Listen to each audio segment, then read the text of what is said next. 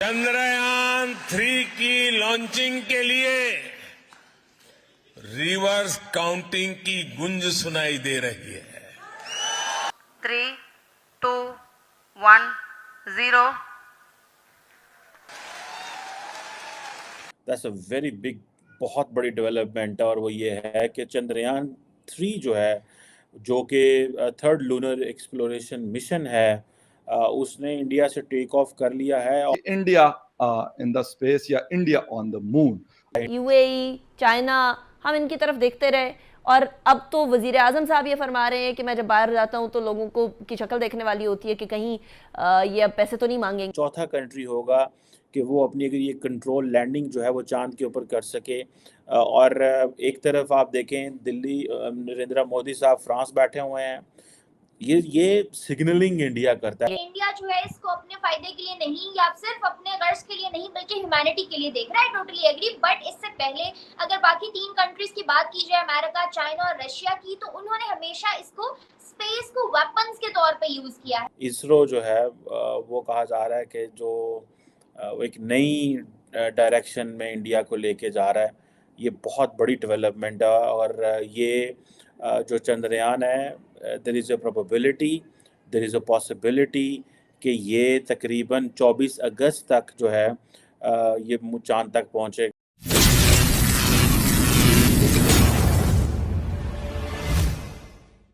Hello friends, जय हिंद। Welcome to HF news.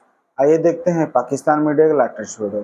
तो जैसे कि आपको पता होगा, इसरो ने चंद्रयान 3 को सक्सेसफुली लॉन्च कर दिया है और ये 1 अगस्त तक मून के ऑर्बिट के अंदर घुस जाएगा और 23 अगस्त तक जाके लैंड कर जाएगा।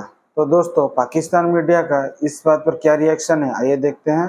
तब तक मैं मिलता हूँ वीडियो के एंड में। दैट्स अ वेरी बिग, बहुत बड़ी डेवलपमेंट है। और वो ये है कि चंद्रयान 3 जो है, जो कि थर्ड लूनर एक्सप्लोरेशन मिशन है, उसने इंडिया से टेक ऑफ कर लिया है। और ये कहा जा रहा है कि ये चौथा फोर्थ ऑपरेशनल मिशन है। और इसरो जो है वो कहा जा रहा है कि जो वो एक नई डायरेक्शन में इंडिया को लेके जा रहा है। ये बहुत बड़ी डेवलपमेंट है। और ये जो चंद्रयान है, there is a probability, there is a possibility कि ये तकरीबन 24 अगस्त तक जो है ये चांद तक पहुंचेगा। और ज़ाहिर बात है, ये जो चंद्रयान 3 की जो इशू जो इसका मिशन है, वो ये है कि ये लैंड करे लूनर सरफेस के ऊपर, वहाँ से डाटा कलेक्ट करे, साइंटिफिक एक्सपेरिमेंट्स करे और जो मून की कॉम्पोजिशन है उसको डिस्कवर करे बेसिकली। तो अगर मैं इसको देखूं तो इसके मल्टीपल फ़ायदे हैं।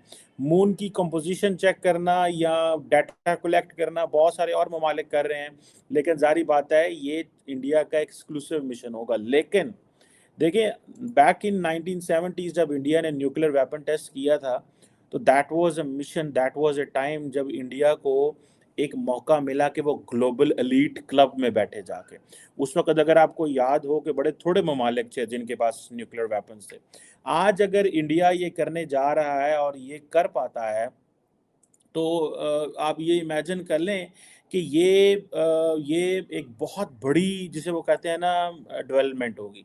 इंडिया की स्पेस रिसर्च ऑर्गेनाइजेशन जो है, उसने काफ़ी देर से इसके ऊपर काम कर रहे थे। और ये अब आप देखें कि इसके ऊपर वो जिसे कहते हैं ना, एक नई डेवलपमेंट है। और ये बहुत सारी साइंटिफिक डिस्कवरीज कर सकता है, जैसे मैंने पहले कहा। लेकिन मुझे ऐसा लगता है कि ये इंडिया का एक ग्लोबल इमेज बहुत उठाएगा। ठीक है जी। इससे पहले चंद्रयान 2 फेल प्रोजेक्ट हुआ था। ज़ाहिर बात है ये बहुत बड़ी एक्सप्लोरेशन है। पंजाबी कहते ने खाला दा घर नहीं है, ठीक है, जानते जाना। तो ये इंडिया अगर ये कर पाता है तो ये आप समझ लें कि इंडिया हिस्सा बन जाएगा अमेरिका का, चीन का, रशिया का। सोवियत यूनियन जब थी रशिया, तो तब दे डिड इट। सो अब आप इमेजिन करें, जिसे वो कहते हैं ना कि चौथा कंट्री होगा कि वो अपनी अगर ये कंट्रोल लैंडिंग जो है वो चांद के ऊपर कर सके। और एक तरफ आप देखें, दिल्ली नरेंद्र मोदी साहब फ्रांस बैठे हुए हैं। ये सिग्नलिंग इंडिया करता है। इंडिया की जो गवर्नमेंट है वो सिग्नलिंग करती है। और फॉर एग्जांपल क्या है जी कि जी वो मोदी साहब किधर हैं? मोदी साहब फ्रांस हैं, गेस्ट ऑफ ऑनर हैं। अच्छा, अच्छा पिछू क्यों है? पिछू जनाब वो चंद्रयान छाड़ता ना। ये है, this is what they have been doing. Doctor Jaishankar किधर हैं? डॉक्टर जयशंकर तो इंडोनेशिया बैठे हुए हैं। अच्छा, वो इंडोनेशिया में, और पीछे से जनाब ये जो Chandrayaan is known as basically जिसे कहा जाता है मून व्हीकल, ठीक है। और इससे संस्कृत के अंदर ये जो जुबान के अंदर, अब ये जो इनका मेरा ख्याल है जो सतीश धवन स्पेस सेंटर है, वहाँ से आंध्र प्रदेश में, वहाँ से इन्होंने आज अभी 2:30 बजे के अरसा पहले, वक़्त पहले इन्होंने इसको छोड़ा है। और बहुत सारी दुनिया वहाँ मौजूद थी, बड़ा कुछ था, और millions of people are watching. अगर मैं इस वक़्त कहूँ कि इस वक़्त ट्विटर के ऊपर सबसे ज़्यादा जो डिस्कशन हो रही है वो यही हो रही है कि Indian space research organisation ISRO ने चंद्रयान 3 जो है उसको जो है वो रिलीज़ किया है वो। और ये अब आप देखें, अगर ये लूनर सरफेस पे सेफली लैंड कर जाता है, ये कामयाब होता है वहाँ से डाटा कलेक्ट करने में, साइंटिफिक एक्सपीरियंसेस करने में, चाँद की कंपोजिशन को समझने में, तो ये आप समझ लें कि ये बहुत बहुत बड़ी डेवलपमेंट है। उधर अब ज़ाहिर बात है, एक एक तरफ तो इंडिया के अंदर ये ज़ाहिर बात है शोर मचा के भाई देखो की हो रहा है, किस तरह हो रहा है, जनाब इंडिया ने जनाब चंद्रयान 3 जो है वो चलाता है।